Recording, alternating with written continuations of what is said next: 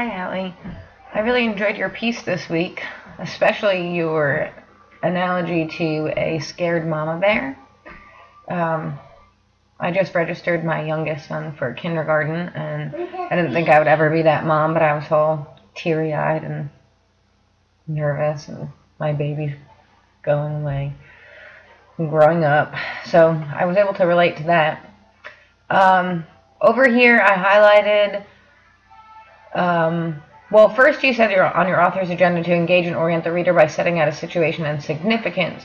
So right away you had set out your situation from the first line, second grade Miss Barjuka, to prepare them for second grade and help them become more responsible and independent. So I know exactly what you're trying to do throughout this. You've set out your situation. You're going to try and make them more independent and more second grade-ish. I really like that you came back after spring break and modified your class rules to show them what will be expected of them next year. And then more, orienting the reader and setting out your situation. They're becoming more independent learners. Over here, you say I introduced friendly letters for building independence, and you saw little writers in the classroom. So I know the significance of what you're doing here. I like that you had them send them to other first graders in Lexington. I think that's a really good idea and helps keep what you do in the classroom applicable to the real world. And I like at the end that you said the approach I used with them was not effective and therefore made the writing more difficult process than it should have been. So you're there reflecting on what you did and what you could change next time when you do this.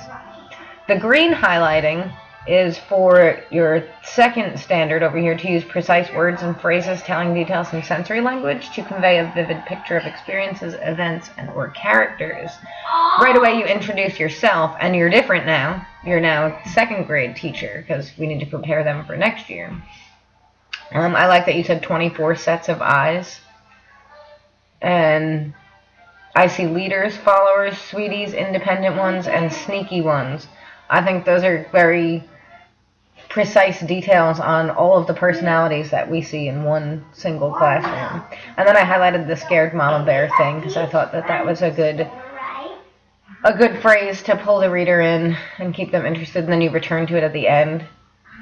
The friendly letter man lets me see what's going on in the classroom, and the most amazing thing happened next. And this is such a teacher moment right here when you set something out and then see, I can't believe it worked out that way. It was awesome. And then at the end, instead of being a scared mama bear, I became a proud one.